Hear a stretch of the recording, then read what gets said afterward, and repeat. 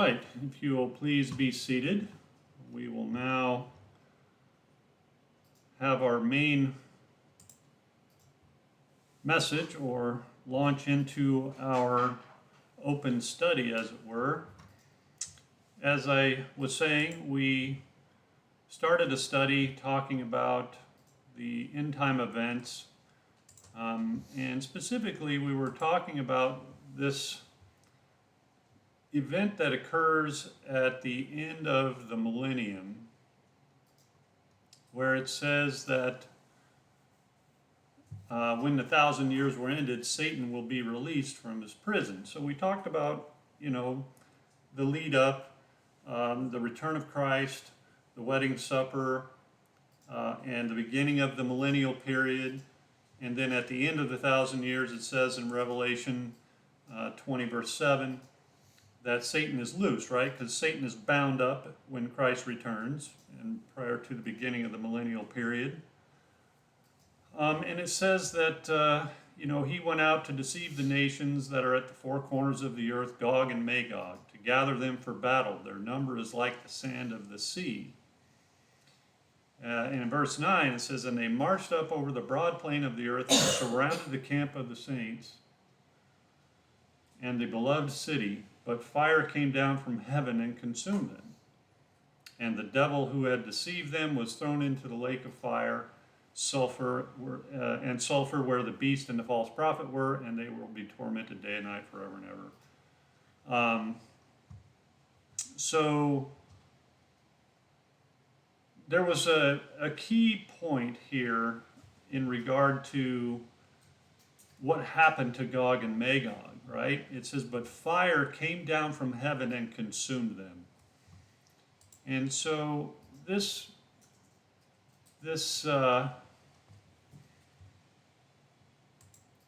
I think that's a key point. This term consumed is katesio in the Greek, and it is to eat down or devour, right? So it just consumed them. In theory, right, they either just, the heat was so intense that they just burned into nothing, or they're ashes, right? I think that's a reasonable conclusion to come to from reading that verse. So what we want to do now is look at some of the scriptures in the Old Testament that talk about some of these events. And one of the passages I want to look at is, and as I said last week, this is an open study, so anybody who has any comments, feel free to chime in. If you have other scriptures you would like to examine, feel free to raise those, because again, this is an open study, and the intent is to hopefully get a better understanding of what is going to happen and whether or not some of the events that appear to be the same could be different or not related at all. The goal is to just come away with an overall better understanding. So let's start in Ezekiel. And let's look at Ezekiel 38 and 39. So in Ezekiel 38, there's this prophecy against Gog. And it says in verse 1, the word of Yehovah came to me, Son of man, set your face toward Gog and of the land of Magog, the chief prince of Meshech and Tubal, and prophesy against him. Now, most scholars link Meshech and Tubal to the nation of Russia, and I think China is linked in there as well, but that's it's not necessarily important for our understanding at this point. It says in verse 3, and say, thus says Adonai Yehovah, Behold, I am against you, O Gog, chief prince of Meshech and Tubal. And I will turn you about and put hooks into your jaws, and I will bring you out and all your army, horses and horsemen, all of them clothed in full armor, a great host, all of them with buckler and shield, wielding swords. Persia, Cush, and Put are with them, all of them with shield and helmet. So you have Persia, which, as we understand it, is I believe, Iran. So we have parts of the Middle East and Russia potentially, China potentially. It says Gomer and all his hordes, Beth Togarmah, from the uttermost parts of the north with all his hordes, many peoples are with you. He says, be ready and keep ready, you and all your hosts that are assembled about you, and be a guard for them. So he's charged with looking after all of these hosts, these people that are with them. And it says, after many days you will be mustered.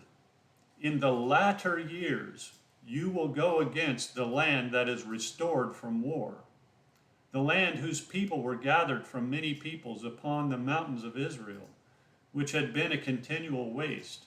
Its people were brought out of the peoples and now dwell securely, all of them. You will advance, coming on like a storm. You will be like a cloud covering the land, and you and all your hordes and many peoples with you. Now, who is this? These people that are gathered from many peoples upon the mountains of Israel. So these nations of Israel are apparently what is being referred to here. And if anybody has a differing view or anything, please, again, feel free to comment. Let's see. Verse 9, you will advance, coming on like a storm. You will be like a cloud covering the land, you and all your hordes, and many peoples with you. Thus says Adonai Yehovah, on that day, thoughts will come into your mind, and you will devise an evil scheme, and say, I will go up against the land of unwalled villages. I will fall upon the quiet people who dwell securely, all of them dwelling without walls and having no bars or gates. So they're apparently living in some semblance of safety anyway, as they don't have bars on their windows, they don't have walls up, all indications that they're dwelling in at least perceived safety. Verse 12, to seize spoil and carry off plunder, to turn your hand against the waste places that are now inhabited, and the people who were gathered from the nations, who have acquired livestock and goods, who dwell at the center of the earth.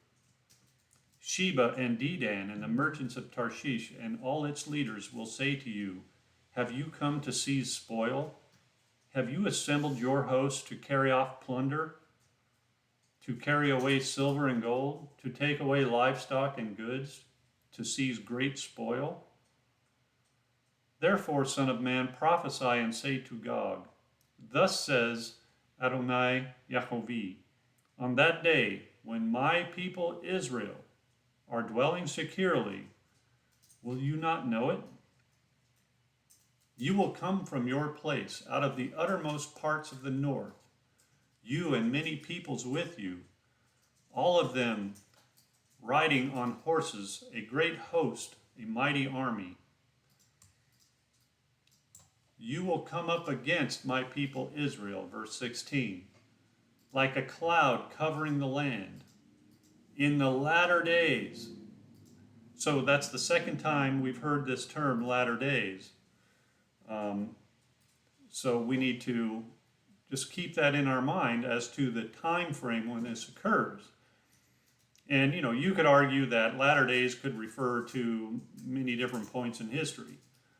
But I think we will see that latter days means toward the end of this plan of salvation that that God has for mankind. He says, I will bring you against my land, that the nations may know me. So this is the reason, so that the nations will know me. When through you, O Gog, I vindicate my holiness before their eyes. So this is another indication as to the time frame. So let's think about this millennial period for a second. So one of the things we understand from the millennial period is that everybody will know Yehovah. There will be no need for a neighbor to teach anybody anything because everybody will know God. Those that don't come up to the feast year after year will not receive rain. They'll be cursed. You know, the book of Zechariah, which we'll cover some of. In fact, I need to add that to my list here, Zechariah 14. You know, we'll cover some of that. But the millennial period is a time when God's government is on this earth. And does it seem plausible that God would bring Gog against Israel so that the nations will know that he is God? If we're living in that time when the whole earth knows that he is God, you know? So it's a question that, just keep in the back of your mind because it may help answer some questions. I agree with you, Dave, that this has to be before the millennium because, as you just mentioned, then they will know that I am Jehovah. So it's not after the millennium because then people will have been instructed for 1,000 years about Jehovah. And thank you for that, Francois. And another point here is when you look at Isaiah 65, it appears to indicate that, and this is simply that, it doesn't emphatically state it, right? But it seems to indicate that it's at least possible that in the millennial period, the people of God, their lifespan is going to return to that like it was pre-flood. Because we know that men in Methuselah lived to be 969, right? In Isaiah 65:20, it says, "No more shall there be an infant who lives but a few days, or an old man who does not fill out his days." It says, "For the young man shall die 100 years old." So if you die at 100 years old, you're considered to be a young man. "And the sinner, 100 years old, shall be accursed." It says, in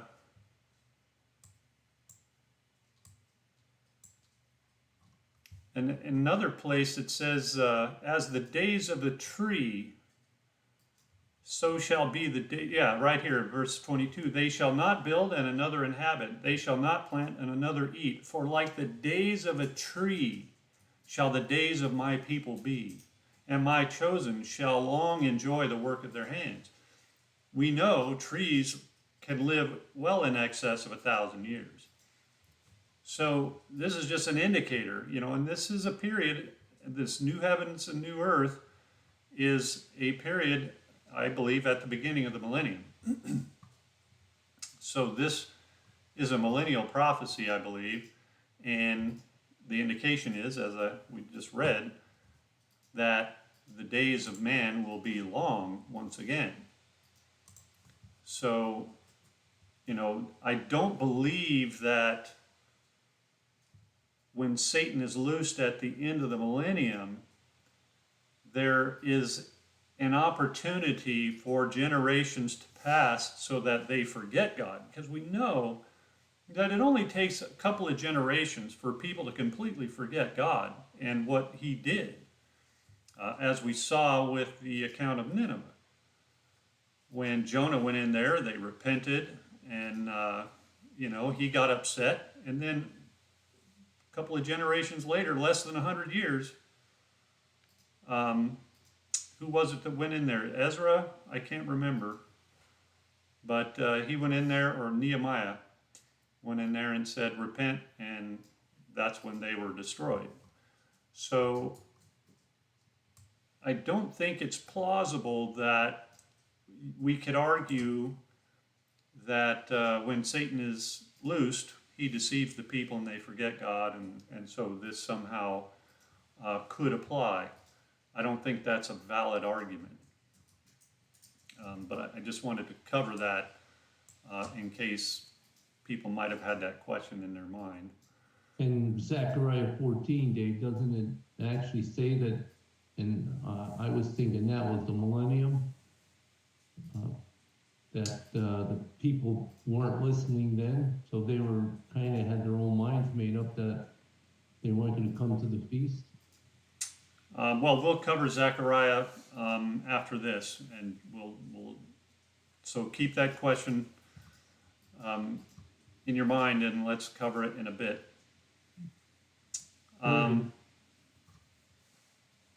So he says, thus says Adonai Yehovah, are you he of whom I spoke in former days by my servants, the prophets of Israel, who in those days prophesied for years that I would bring you against them?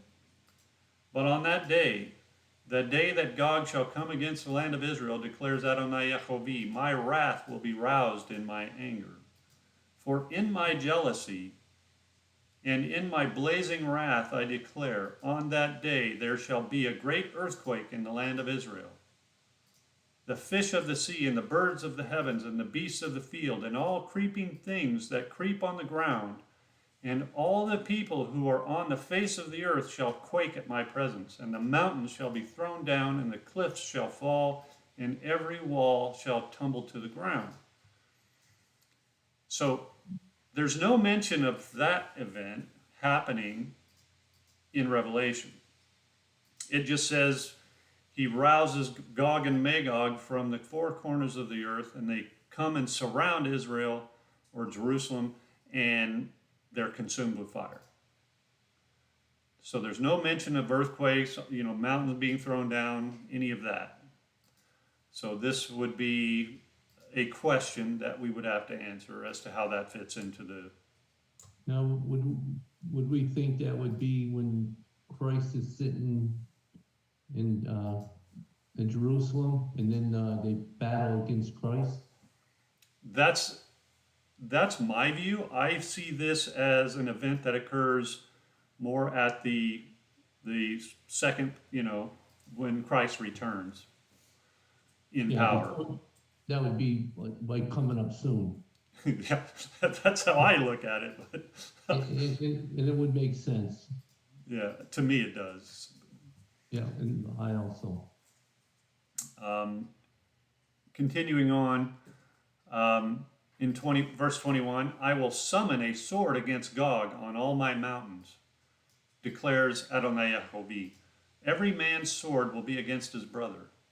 With pestilence and bloodshed I will enter into judgment with him, and I will rain upon him and his hordes and the many peoples who are with him torrential rains and hailstones, fire and sulfur. So I will show my greatness and my holiness and make myself known in the eyes of many nations. Then they will know that I am Yehovah. So now there is this indication here of fire and sulfur, rains and hailstones. You could potentially make a linkage between that and being consumed at the end of the millennium. But hold that thought. Let's look at chapter 39. He continues on in 39:1, and you, son of man, prophesy against Gog and say, thus says Adonai Yehovah, behold, I am against you, O Gog, chief prince of Meshech and Tubal, and I will turn you about and drive you forward and bring you up from the uttermost parts of the north and lead you against the mountains of Israel. So there's no doubt that Gog, whoever that is going to be attacking the nations of Israel. Then I will strike your bow from your left hand and will make your arrows drop out of your right hand. You shall fall on the mountains of Israel, you and all your hordes, and the peoples who are with you. I will give you to the birds of prey of every sort and the beasts of the field to be devoured. You shall fall in the open field, for I have spoken, declares Adonai Yehovah. I will send fire on Magog and all those who dwell securely in the coastlands, and they shall know that I am Yehovah. So again, this reference to fire.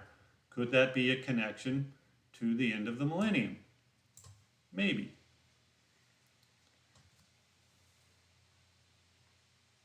Verse 7, and my holy name I will make known in the midst of my people Israel, and I will not let my holy name be profaned any more. And the nations shall know that I am Yehovah, the Holy One of Israel. Behold, it is coming, and it will be brought about, declares Adonai Yehovah. That is the day of which I have spoken. Then those who dwell in the cities of Israel will go out and make fires of the weapons and burn them, shields and bucklers, bows and arrows, clubs and spears, and they will make fires of them for 7 years, so that they will not need to take wood out of the field or cut down any out of the forest, for they will make their fires of weapons. They will seize the spoil of those who despoiled them and plunder those who plundered them, declares Adonai Yehovah. On that day I will give to Gog a place for burial in Israel, the valley of the travelers, east of the sea. It will block the travelers, for there Gog and all his multitude will be buried. It will be called the valley of Magog. So in this particular event, we have the fallen of Gog and Magog being buried in this valley of Magog. And they are being given to the beasts of the field and the birds to eat them. It says, for 7 months the house of Israel will be burying them in order to cleanse the land. All the people of the land will bury them, and it will bring them renown. On the day that I show my glory, declares Adonai Yehovah. They will set apart men to travel through the land regularly and bury those travelers remaining on the face of the land so as to cleanse it. At the end of 7 months, they will make their search. And then when these travel through the land and anyone sees a human bone, then he shall set up a sign by it till the buriers have buried it in the valley of Magog. Hamonah is also the name of the city. Thus shall they cleanse the land. So it seems a little bit different than what we see at the end of the millennium, which is they are consumed by fire. And that it doesn't really go on after that. So, you could, I suppose, make some sort of an argument that this is linked to that. I, however, don't believe that's the case. I believe this is talking about the time when Christ returns. Christ is going to return to prevent Gog and Magog from utterly destroying Israel. I think I would like to bring your attention to something that is happening right now. As we all know, Russia is threatening to cut the gas supply to Europe to let them freeze to death this winter. And of course, Iran has offered to supply gas to Europe. But we also know that Israel has quite a bit of gas. And in fact, I mean, they have signed an agreement that they would build something like a pipeline or something like that to bring gas to Europe. So just imagine this scenario. It's talking about Gog and Magog, which is, as we our understanding is that it is Russia. It mentions Persia, which is Iran, and it also mentions Turkey in among those people who will come against Israel. Could it be that these people will see Israel as being a threat? It talks about these people coming for the spoil.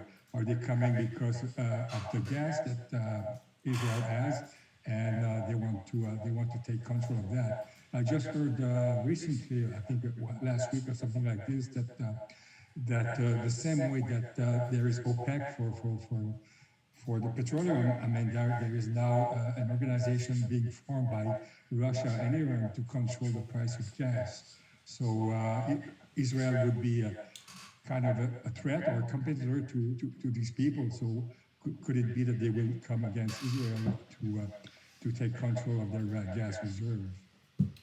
Well, and if you listen to that podcast, I posted the link for, you'll be even more convinced that that is a huge possibility, extremely plausible scenario, right? Because we're entering into a period of energy crisis and food crisis. And you look at history, energy and food play a huge role in driving people to go to war. And I think that as these things, become more of a crisis, we already see alliances developing, as you mentioned, right, with Russia, China, India, some in the Middle East. So it's that alliance is already developing, Gog, Magog, and all those hordes. And if that scenario plays out and we end up in a major global food crisis where people are literally dying from starvation, running out of energy, can't heat, can't cool, people are going to die. And that is going to drive behavior. And to your point, I think it could very well lead to physical wars over those types of resources. So, the United States has been a huge producer of food. We are the #1 oil exporter in the world. And so we have a lot of those resources. And the United States is, as we understand it, part of Israel. So, in this judgment on the house of Jacob that the Bible talks about, the time of Jacob's trouble, could very well be linked to these events. So these are all things you have to keep in mind as you watch how the world is unfolding. And I think, Francois, I agree with what you said. It's definitely something to keep our eyes on. Okay, he says, verse 17, "As for you, son of man, thus says Adonai Yahovah, speak to the birds of every sort and to all the beasts of the field. Assemble and come gather around, or come gather from all around to the sacrificial feast that I am preparing for you, a great sacrificial feast on the mountains of Israel, and you shall eat flesh and drink blood. You shall eat the flesh of the mighty, and drink the blood of the princes of the earth, of rams, of lambs, of he-goats, of bulls, all of them fat beasts of Bashan. And you shall eat fat till you are filled, and drink blood till you are drunk, at the sacrificial feast that I am preparing for you. And you shall be filled at my table with horses and charioteers, with mighty men of all kinds of warriors, declares Adonai Yahovah. And I will set my glory among the nations," verse 21, "and all the nations shall see my judgment that I have executed, and my hand that I have laid on them. The house of Israel shall know that I am Yehovah their Elohim from that day forward. Now, that is very different scenario or scene than what we have at the end of the millennium, where fire comes down and consumes them. If fire comes down and consumes them, how are the birds and the beasts of the field going to feast on their carcasses? I don't see how that's possible. And Gog and Magog are gathered at the end of the millennium to surround Israel. Israel knows full well who God is at that time. There's no indication to the contrary. So these events, as they're described here, do not seem to fit that time frame, in my opinion. But let's continue on. It says, the house of Israel shall know that I am Yehovah their Elohim from that day forward. And the nations shall know that the house of Israel went into captivity for their iniquity. Right? So when did they go into captivity? Well, that was way back when the northern 10 tribes were carried off by the Syrians. Or the Assyrians. Because they dealt so treacherously with me that I hid my face from them and gave them into the hand of their adversaries, and they fell by the sword. I dealt with them according to their uncleanness and their transgressions, and hid my face from them. And that is what's happening today, in my opinion. The United States and the Western world, the nations of Israel, have received the blessings over these many thousands of years. Well, I shouldn't say that. They've received the blessings that were given to Abraham, Isaac, and Jacob, right? And it has been over the thousands of years that this all developed. But when you look at the prosperity of the West compared to the rest of the world, it's not equivalent from what I can tell. And we have been, and it pains me to say this, but the United States and Britain and the Western world have been extremely evil. They are not trustworthy. Everything they do is of evil intent. And it's sad, as I said, but we have to face reality. Our government is evil, and that's just how it is. And so we are going to pay, and the peoples have not followed God like they're supposed to. We don't do what God said, so we are going to suffer the consequences, and He is going to deal with us according to our uncleanness and our transgressions. And He hides His face from us. So as the fires are burning, as the lakes are going dry, as the aquifers are going dry, as the economy crumbles, as the food supply dwindles, His face is hidden from us. But there are better days coming. Continuing on in verse 25. Therefore, thus says Adonai Yahovah, now I will restore the fortunes of Jacob, and have mercy on the whole house of Israel. And I will be jealous for my holy name. They shall forget their shame and all the treachery they have practiced against me, when they dwell securely in their land with none to make them afraid. When I have brought them back from the peoples and gathered them from their enemies' lands, and through them have vindicated my holiness in the sight of many nations. Right? So God brought us out of those nations, formed these nations in the West, and now He's going to vindicate His holiness in the sight of many nations through this end time event of this war with Gog and Magog. As He said earlier. He said, then they shall know that I am Yehovah their Elohim, because I sent them into exile among the nations and then assembled them into their own land. right? So he put them in, he sent them away, and then he assembled them in their own land. He says, I will leave none of them remaining among the nations anymore.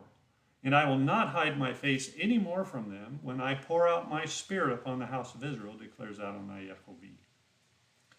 So it does not appear to me that this event with Gog and Magog that occurs here in Ezekiel is linked to that event that occurs at the end of the millennium. The events just don't seem to fit. The description is very different. But do we think that, like, we're talking about the Great Reset and what everybody's trying to do? It seems like there's still something that's, unless Gog and Magog, it seems like there's just not control of one entity now, you know what I'm saying? Like of the beast, where does the beast come in on it? Well, I think the beast is already in play. I think this this end time system is evolving, and whether they'll accomplish the Great Reset, I don't know, and I don't think that Russia and China and some of these other nations are going to buy into it. So there may be something that occurs where you have a decentralization see, right now we're more of a global economy, right? We have a world reserve currency, we have the euro dollar, and so, you know, goods are traded, so commodities like oil and food are traded in US dollars. But that appears to perhaps be changing.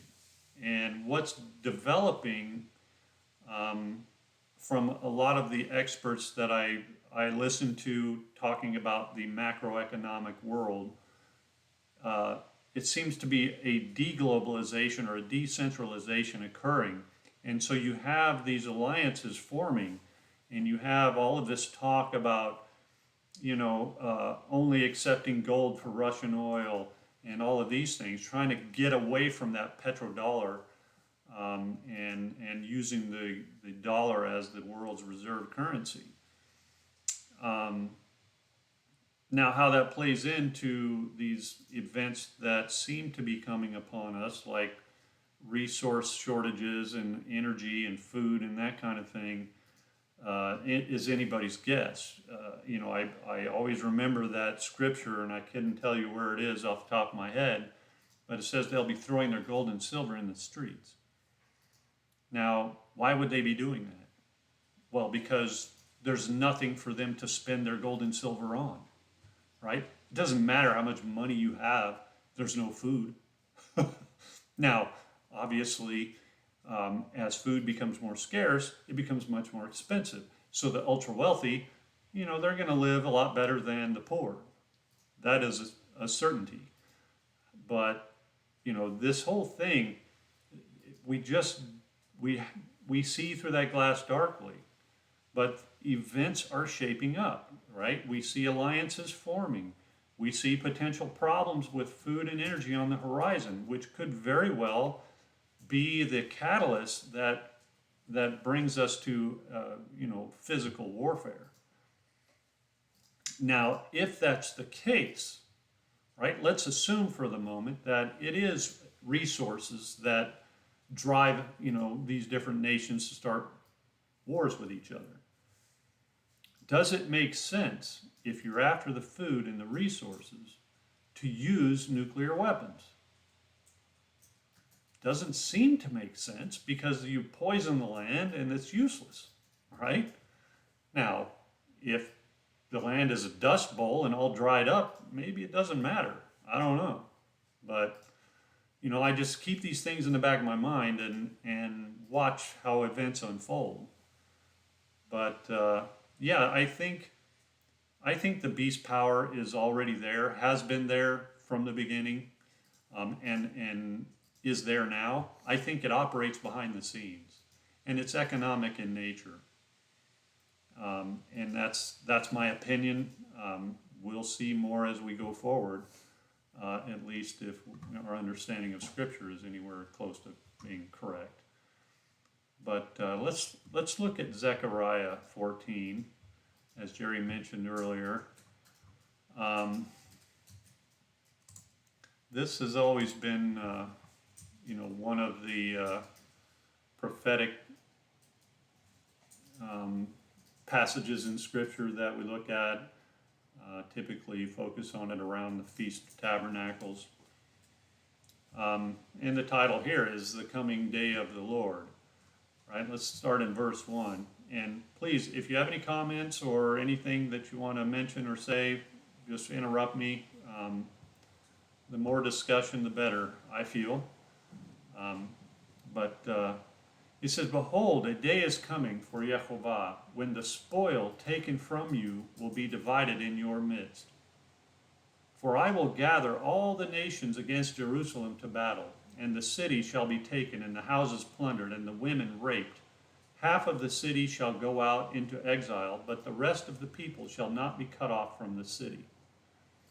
So, we know Jerusalem has been sacked more than once throughout history.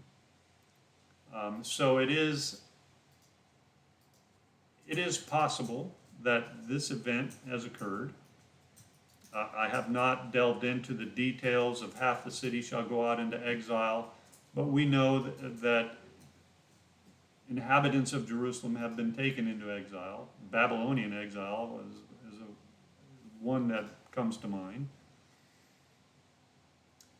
It says, "Then Yehovah will go out and fight against those nations as when he fights on the day of battle." Right? So, okay, that's a different spin right there. And he says, "On that day, his feet shall stand on the Mount of Olives that lies before Jerusalem on the east, and the Mount of Olives shall be split into from east to west by a very wide valley, so that one half of the mount shall move northward and the other half southward." So this is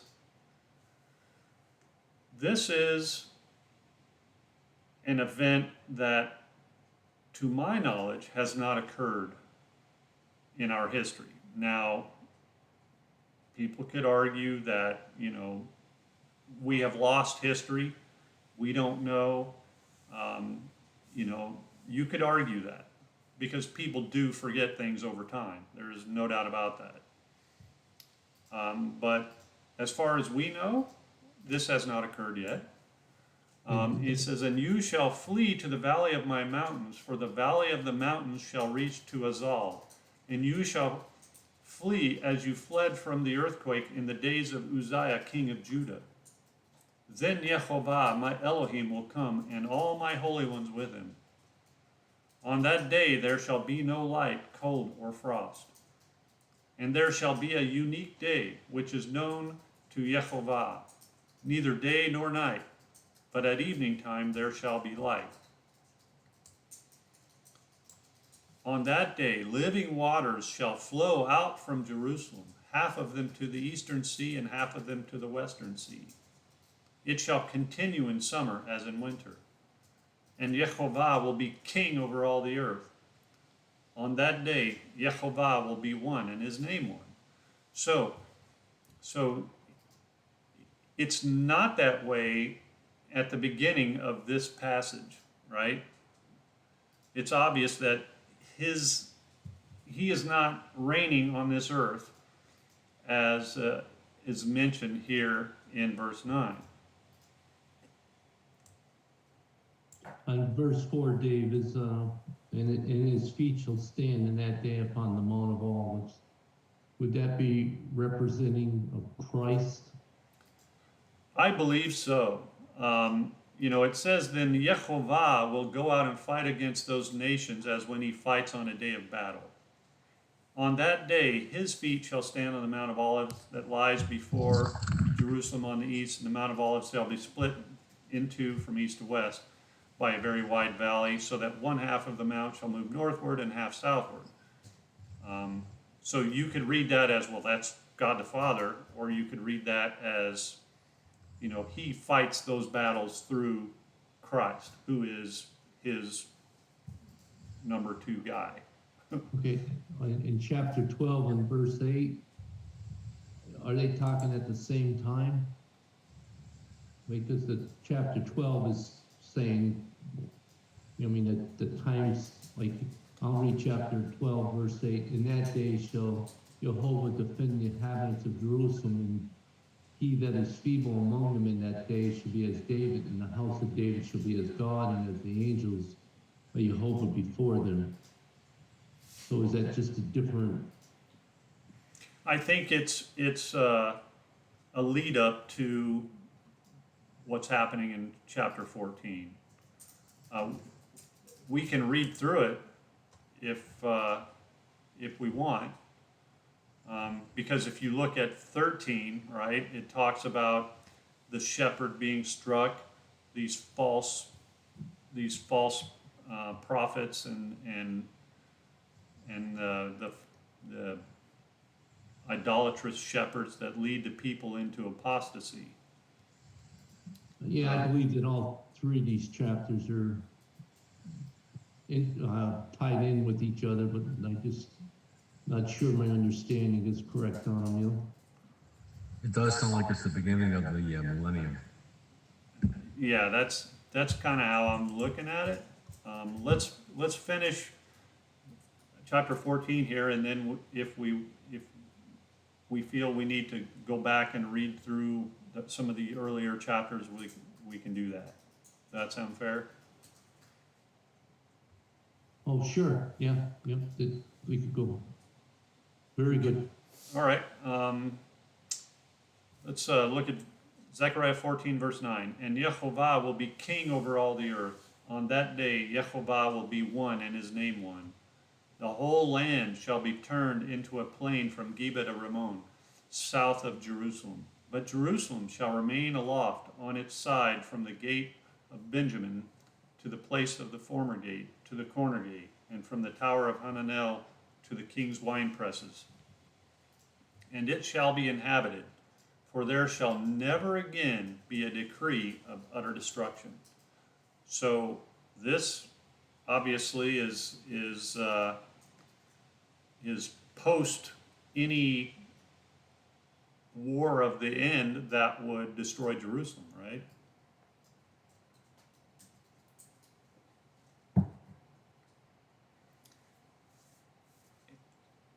Verse 12, it says, and this shall be the plague with which Yehovah will strike all the peoples that wage war against Jerusalem.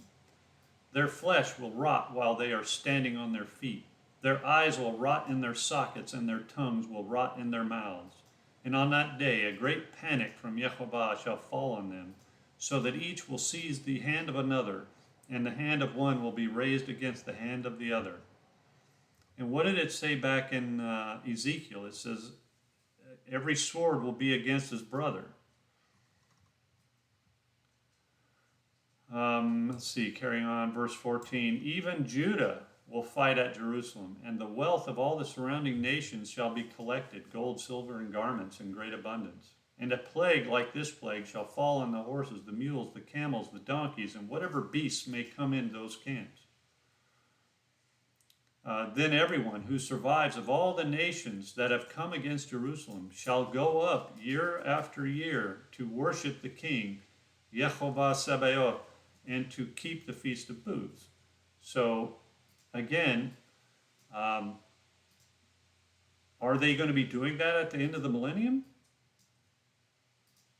I don't know. This sounds like the beginning of that millennial reign, in my opinion, especially since it's kind of sets the time frame by saying on that day, right, Yehovah will be king over the earth. And at the end of the millennium, he already has been. And it reads that they're gonna, like, Satan's gonna be locked up for the 1,000 years, but it still seems like they're not obeying God. Well, I think there's a period where they have to be educated, right? I mean, these people don't even know anything about God at the time the millennium starts. And it says that they will, right? Then everyone who survives of the nations that have come against Jerusalem shall go up year after year to worship the King, Yehovah Sabaoth, and to keep the Feast of Booths. So they'll know of it. And it says, and if any of the families of the earth do not go up to Jerusalem to worship the King, Yehovah Sabaoth, there will be no rain on them. And if the family of Egypt goes not up and present themselves, then on them there shall be no rain. There shall be the plague with which Yehovah afflicts the nations that do not go up to keep the Feast of Booths. This shall be the punishment of Egypt, and the punishment to all the nations that do not go up to keep the Feast of Booths. Now you could say, well, that's happening right now. Which it is, because we're suffering the consequences of our actions. Verse 19, this shall be the punishment of Egypt and the punishment to all the nations that do not go up to keep the Feast of Booths. And on that day there shall be inscribed on the bells of the horses, holy to Yehovah. And the pots in the house of Yehovah shall be as the bowls before the altar. And every pot in Jerusalem and Judah shall be holy to Yehovah of hosts, so that all who sacrifice may come and take of them and boil the meat of the sacrifice in them. And there shall no longer be a trader of goods and merchandise in the house of Yehovah Sabaoth on that day. So, to me, this speaks of a time period at the beginning of the millennium. And essentially, because it is the establishment of the millennium at the return of Christ. That's how I read this. I'm not sure if there are other opinions. Probably are. And please, if you have a view that would refute this particular view that I've just laid out, then by all means, feel free to bring it up, because again, the whole point here is to come to a more clear understanding.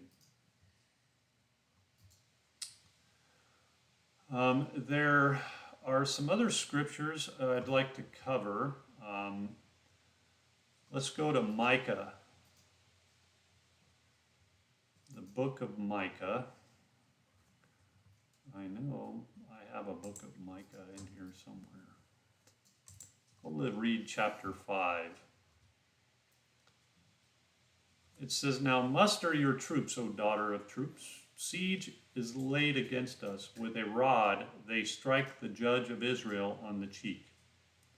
But you, O Bethlehem Ephrathah, who are too little to be among the clans of Judah, from you shall come forth for me one who is to be ruler in Israel, whose coming forth is from old, from ancient days. Therefore he shall give them up until the time when she who is in labor has given birth.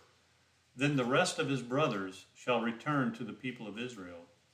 And he shall stand and shepherd his flock in the strength of Yehovah, in the majesty of the name of Yehovah his Elohim. And they shall dwell secure, for now he shall be great to the ends of the earth. And he shall be their peace. When the Assyrian comes into our land and treads in our palaces, then we will raise against him 7 shepherds and 8 princes of men.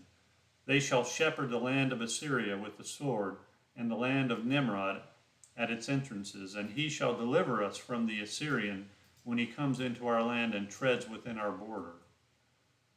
The remnant of Jacob shall be in the midst of many peoples, right? And so the Assyrians carry the northern 10 tribes off, known as Jacob. They shall be in the midst of many peoples like dew from Yehovah, like showers on grass, which delay not for a man, nor wait for the children of men. And the remnant of Jacob shall be among the nations, in the midst of many peoples, like a lion among the beasts of the forest. like a young lion among the flocks of sheep, which, when it goes through, treads down and tears in pieces, and there is none to deliver. Your hand shall be lifted up over your adversaries, and all your enemies shall be cut off. And in that day, declares Jehovah, I will cut off your horses from among you, and will destroy your chariots. And I will cut off the cities of your land, and throw down all your strongholds. I will cut off sorceries from your hand. You shall have no more tellers of fortunes. And I will cut off your carved images and your pillars from among you, and you shall bow down no more to the work of your hands. And I will root out your Asherah images from among you, and destroy your cities. And in anger and wrath I will execute vengeance on the nations that did not obey. So this is another prophetic passage about the judgment coming on the house of Jacob due to their disobedience, and all of the nations that don't obey God.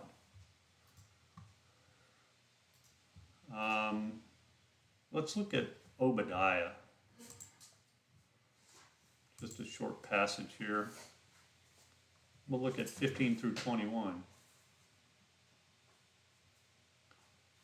Verse 15, for the day of Jehovah is near upon all the nations. As you have done, it shall be done to you. Your deeds shall return to your own head. For as you have drunk on my holy mountain, so all the nations shall drink continually. They shall drink and swallow, and shall be as though they had never been. But in Mount Zion there shall be those who escape, and it shall be holy. And the house of Jacob shall possess their own possessions. The house of Jacob shall be a fire, and the house of Joseph a flame, and the house of Esau stubble. They shall burn them and consume them, and there shall be no survivor for the house of Esau, for Jehovah has spoken. Those in the Negeb shall possess Mount Esau, and those of the Shephelah shall possess the land of the Philistines. They shall possess the land of Ephraim, and the land of Samaria, and Benjamin shall possess Gilead. The exiles of this host of the people of Israel shall possess the land of the Canaanites as far as Zarephath, and the exiles of Jerusalem who are in Sepharad shall possess the cities of the Negeb. Saviors shall go up to Mount Zion to rule Mount Esau, and the kingdom shall be Jehovah's. So more judgment happening on these disobedient nations. I don't know if anybody has any comments on that, but we're quickly running out of time here. So let's cover Joel chapters 2 and 3. There's a number of chapters in Isaiah and Daniel too. I don't know that we're going to have time today unless we want to go over. But Joel chapter 2 verse 1. Blow a trumpet in Zion. Sound an alarm on my holy mountain. Let all the inhabitants of the land tremble. For the day of Jehovah is coming. It is near.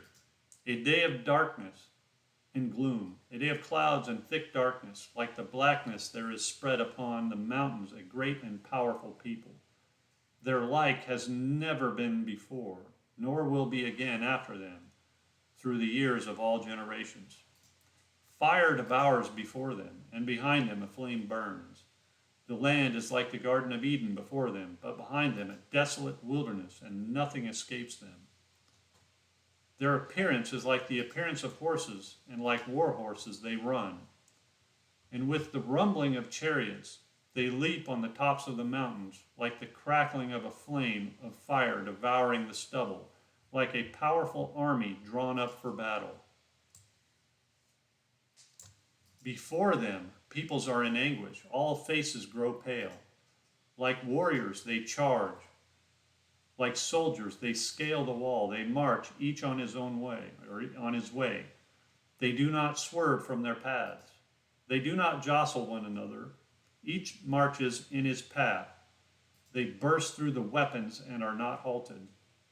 They leap upon the city.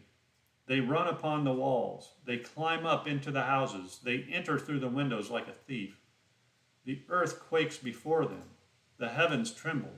The sun and the moon are darkened, and the stars withdraw their shining. Yehovah utters his voice before his army, for his camp is exceedingly great. He who executes his word is powerful. For the day of Yehovah is great and very awesome. Who can endure it? Yet even now, declares Yehovah, return to me with all your heart, with fasting, with weeping, and with mourning, and rend your hearts and not your garments. Return to Yehovah your Elohim, for he is gracious and merciful, slow to anger and abounding in steadfast love, and he relents over disaster. Who knows whether he will not turn and relent and leave a blessing behind him, a grain offering and a drink offering for Yehovah your Elohim. Blow the trumpet in Zion, consecrate a fast, call a solemn assembly, gather the people, consecrate the congregation, assemble the elders, gather the children, even nursing infants. Let the bridegroom leave his room and the bride her chamber. Between the vestibule and the altar, let the priests, the ministers of Yehovah, weep and say, spare your people, O Yehovah. Make not your heritage a reproach, a byword among the nations. Why should they say among the peoples, where is their God? Then Yehovah became jealous for his land and had pity on his people. Yehovah answered and said to his people, behold, I am sending to you grain, wine, and oil, and you will be satisfied, and I will no more make you a reproach among the nations. I will remove the northerner far from you, right? Where did Gog and Magog come from? From the north. And drive him into a parched and desolate land, his vanguard into the eastern sea, and his rearguard into the western sea. The stench and foul smell of him will rise, for he has done great things. Fear not, O land, be glad and rejoice, for Yehovah has done great things. Fear not, you beasts of the field, for the pastures of the wilderness are green. The tree bears its fruit, the fig tree and vine give their full yield. Be glad, O children of Zion, and rejoice in Yehovah your Elohim, for he has given the early rain for your vindication. He has poured down for you abundant rain, the early and the latter rain as before. The threshing floors shall be full of grain, the vats shall overflow with wine and oil. I will restore to you the years that the swarming locust has eaten, the hopper, the destroyer, and the cutter, my great army which I sent among you. You shall eat in plenty and be satisfied, and praise the name of Yehovah your Elohim, who has dealt wondrously with you, and my people shall never again be put to shame. You shall know that I am in the midst of Israel, and that I am Yehovah your Elohim, and there is none else. And my people shall never again be put to shame. So this obviously hasn't happened again, because God's people have been put to shame. And it shall come to pass, verse 28, afterward, that I will pour out my spirit on all flesh. Your sons and your daughters shall prophesy, your old men shall dream dreams, and your young men shall see visions. Even on the male and female servants in those days I will pour out my spirit. And I will show wonders in the heavens and on earth, blood and fire and columns of smoke. The sun shall be turned to darkness and the moon to blood before the great and awesome day of Yehovah comes. And it shall come to pass that everyone who calls on the name of Yehovah shall be saved. For in Mount Zion and in Jerusalem there shall be those who escape, as Yehovah has said, and among the survivors shall be those whom Yehovah calls. Chapter 3. For behold, in those days and at that time I will restore the fortunes of Judah and Jerusalem. I will gather all the nations and bring them down to the valley of Jehoshaphat, and I will enter into judgment with them there on behalf of my people and my heritage Israel. because they have scattered them among the nations and have divided up my land, and have cast lots for my people, and have traded a boy for a prostitute, and have sold a girl for wine, and have drunk it. Now that's a pretty apt description of what goes on today, if you ask me. Verse 4, what are you to me, O Tyre and Sidon, and all the regions of Philistia? Are you paying me back for something? If you are paying me back, I will return your payment on your own head, swiftly and speedily. For you have taken my silver and my gold, and have carried my rich treasures into your temples. You have sold the people of Judah and Jerusalem to the Greeks in order to remove them far from their own border. Behold, I will stir them up from the place to which you have sold them, and I will return your payment on your own head. I will sell your sons and your daughters into the hand of the people of Judah, and they will sell them to the Sabaeans, to a nation far away, for Yehovah has spoken. Proclaim this among the nations, consecrate for war, stir up the mighty men, let all the men of war draw near, let them come up. Beat your plowshares into swords and your pruning hooks into spears. Let the weak say, I am a warrior. Hasten and come, all you surrounding nations, and gather yourselves there. Bring down your warriors, O Yehovah. Let the nations stir themselves up and come to the valley of Jehoshaphat, for there I will sit to judge all the surrounding nations. Put in the sickle, for the harvest is ripe. Go in, tread, for the winepress is full. The vats overflow, for their evil is great. Multitudes in the valley of decision, for the day of Yehovah is near in the valley of decision. The sun and the moon are darkened, and the stars withdraw their shining. Yehovah roars from Zion and utters his voice from Jerusalem, and the heavens and the earth quake. But Yehovah is a refuge to his people, a stronghold to the people of Israel. So you shall know that I am Yehovah your Elohim, who dwells in Zion, my holy mountain. And Jerusalem shall be holy, and strangers shall never again pass through it. And in that day the mountains shall drip sweet wine, and the hills shall flow with milk, and all the stream beds of Judah shall flow with water. And a fountain shall come forth from the house of Yehovah, and water the valley of Shittim. Egypt shall become a desolation, and Edom a desolate wilderness, for the violence done to the people of Judah, because they have shed innocent blood in their land. But Judah shall be inhabited forever, and Jerusalem to all generations. I will avenge their blood. Blood I have not avenged, for Yehovah dwells in Zion. So again, another look at this coming of,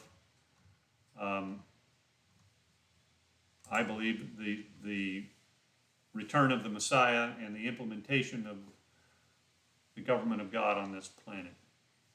So I think we will conclude here for today.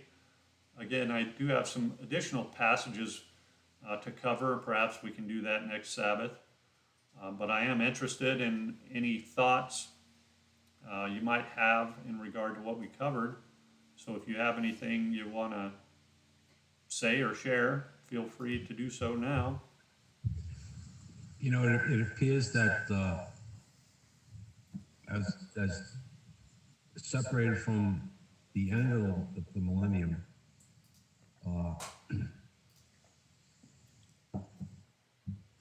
and the beginning of the millennium, it appears that God is going to exercise or complete all the restrained corrective measures in judgment and vengeance that he's held back on. That's what it appears like to me. So it's going to, in other words, like it's going to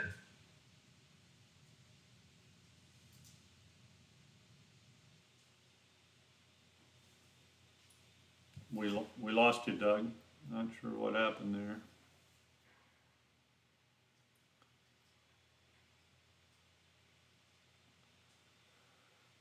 So I didn't hear the last part of that, Doug.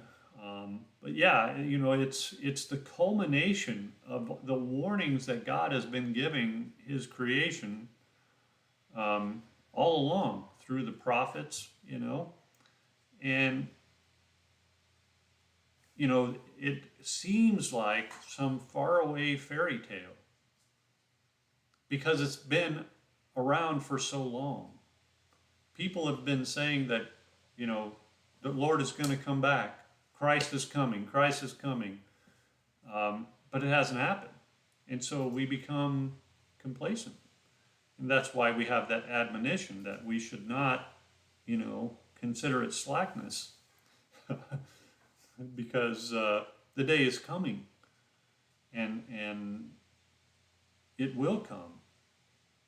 And there is seems to be, things are shaping up to facilitate these events. Now, again, people thought that back in Paul's day. So, could we be wrong? Yes, of course we could. That's why we watch the events. That's why we familiarize ourselves with these scriptures so that we kind of have an idea of what scripture says versus what's happening in the world, and we can start to, play the match game and put the puzzle pieces together. So I hope this has been beneficial.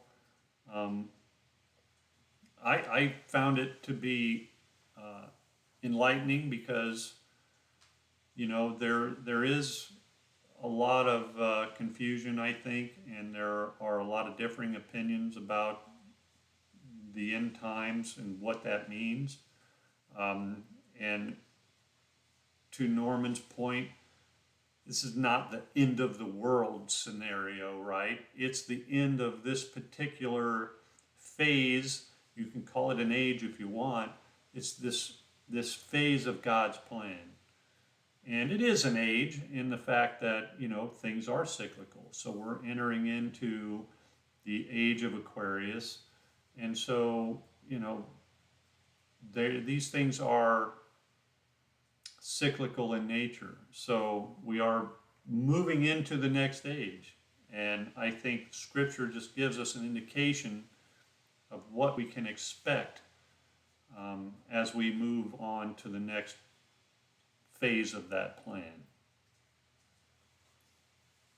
And, God will, at some point, the culmination of God's plan is the elimination of death, the elimination of sin, all of that, and His dwelling place will be on this earth with us. And there will be no more, as we understand it, no more flesh and blood. We'll all be spirit beings at that point, and so that's where it ends for the story, at least as far as we know it.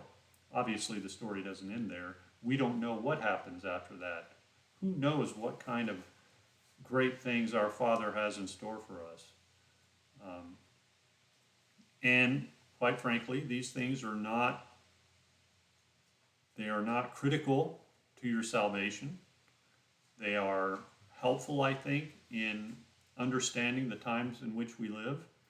I think it's important for us to have an idea of what God's plan is. And because we're told to watch so that we're not caught unaware. What are we watching? Well, we're watching world events.